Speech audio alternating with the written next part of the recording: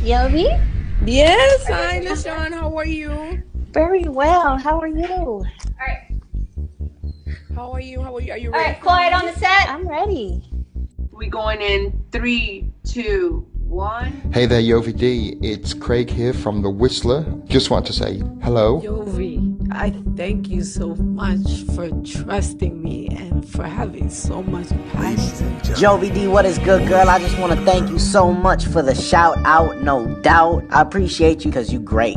Hey, Yovy D. Thank you so much for stopping by and giving us some love. That was awesome. On which one? Shame or please don't date me? Please don't take me.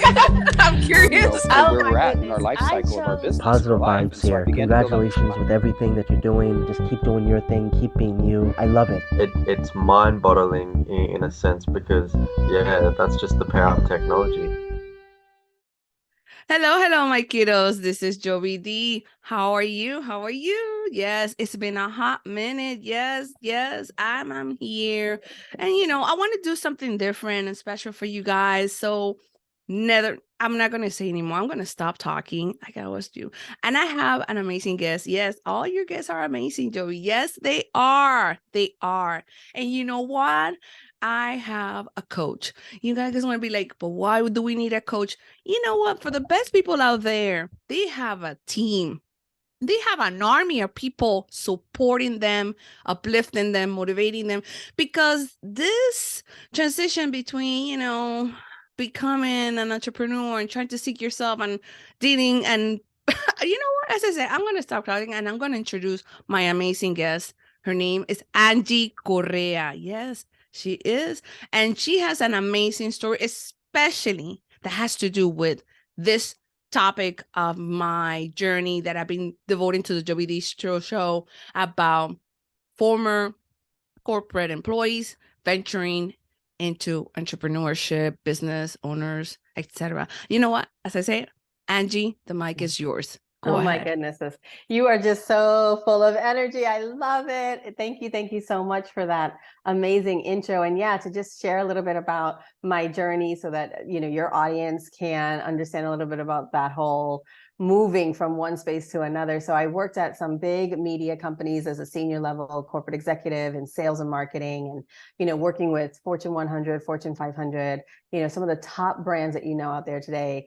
And both on the media side as well as on the brand side. And it got to a point where as I was kind of moving up in the ranks, it was like what was landing in my heart was what was the impact that I was going to make?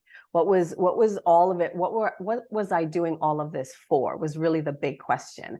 And that I wasn't really feeling super fulfilled and happy all the time in something that I had, worked so hard to get to, right? So, I was talking with a friend the other day and we were talking about how like we go into these careers with so much ambition and so much motivation. And then at some point for some of us, not everybody, right? But for some of us, we start to lose that. But for me, what it really was it was a pull to do something different. And my pull to do something different was still to serve women in corporate who are mid to senior level executives who are kind of feeling that shift and that twinge of like, I need something different and I want to become something better. And that's who I work with. So if you're a mid to senior level person and you're in there and you're like, what am I supposed to be doing with the rest of my life? I'm here to show you the pathway because that's exactly what I did. So in my 40s is when I moved from New York to LA, when I, left the company. Oh, wow. I know. When I left the company and then I just started almost 10 years ago now is when I started my company and working on masterminds and one-on-one and doing corporate trainings and workshops. 10 years. Wow. Yeah, I know. Well, is there any moment that, the key question about this, and I think we all can relate to that, is did you do it with fear?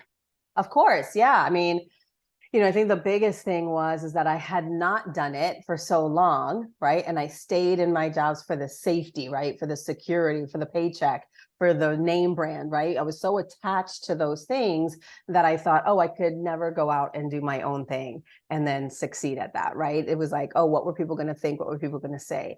But then when I moved from New York to California, and it's a completely different lifestyle, but also I think what it was doing was pulling me into this space of like really thinking about my impact, and you have to do it scared, because if not, then you'll just never do it. Please make that, say it louder. It's true, because it's like, you get caught up in that moment, but then it's like you say, once you meet all the levels in corporate, it's like, what do I do next?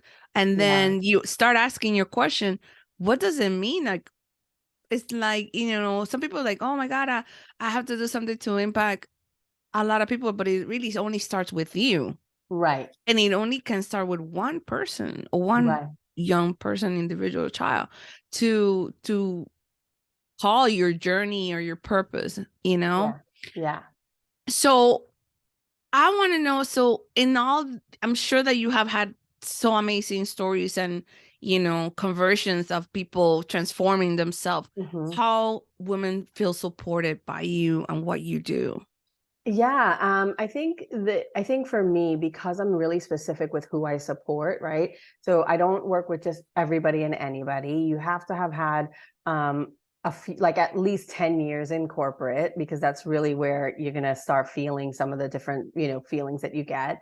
And, achieved a level of success and have the question mark, right? So that's number one. So that's where it starts, because the thing is that I'm going to be able to support people that are on a journey that's similar to mine, or within probably a 10-year higher or lower in age range, because I'm going to know where exactly that person that's a little bit younger is going to, and the steps that they might be where they're at. Yeah, exactly. And then the ones that are a little bit older might have just been delayed in those feelings, right? So it's a really beautiful kind of synergy of, I get to support you in what are we doing next in your career? So that's more like the strategy, the logical brain. And then I also get to support you emotionally and spiritually and in the personal development. So it's really an inside out approach that I take, because you get to elevate your personal development in order to elevate your career and where you want to be, and whatever that looks like.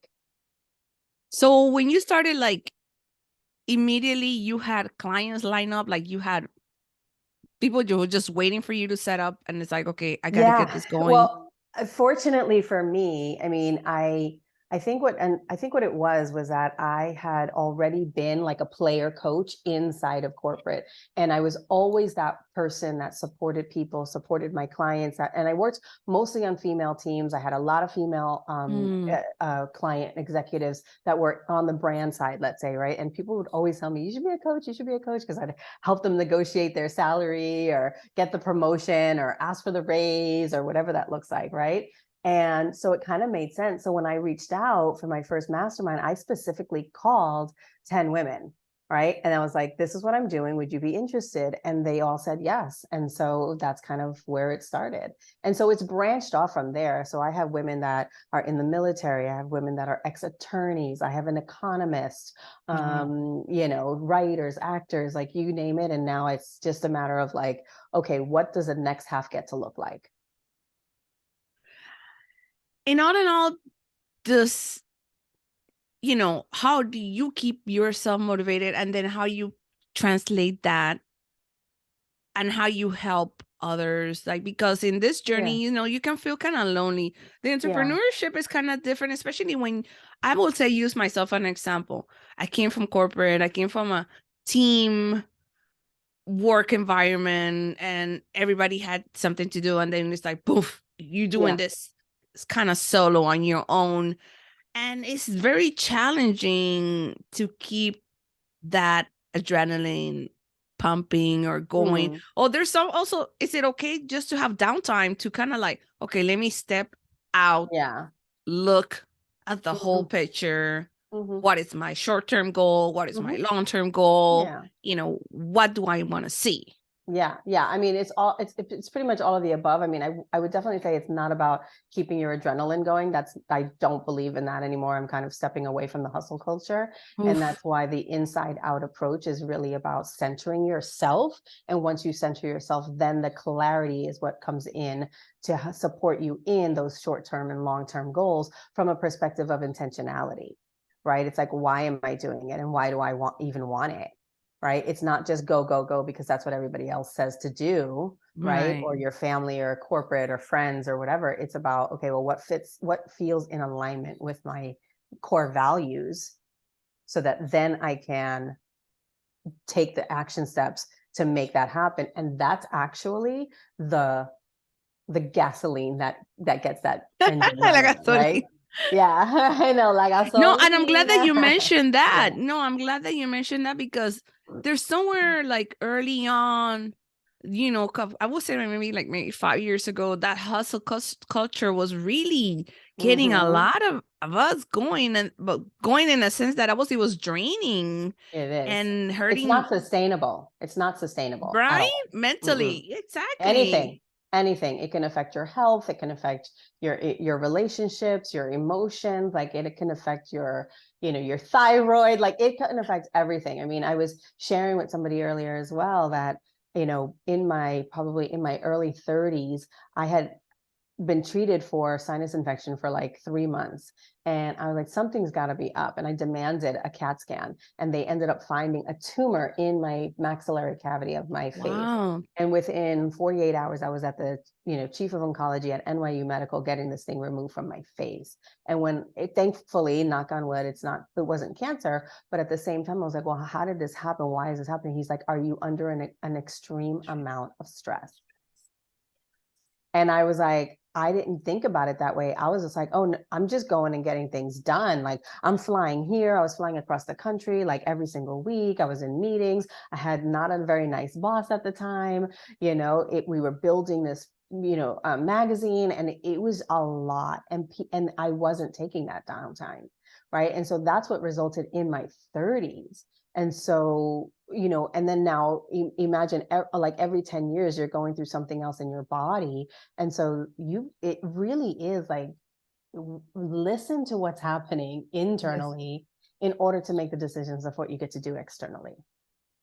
Excellent. So I like to, you made it this, we can be talking and, forever, but I want to really get the essence of your business. So what I do for my listeners is always like, an uplifting thought, a conscious purpose of what, for whoever is feeling, I started, how I keep going, or I'm already here, I did this much, how do I scale my business, or what exactly I need.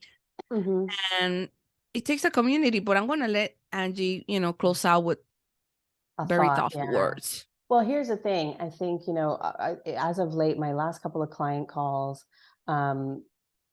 we've been talking about the desire for more, right?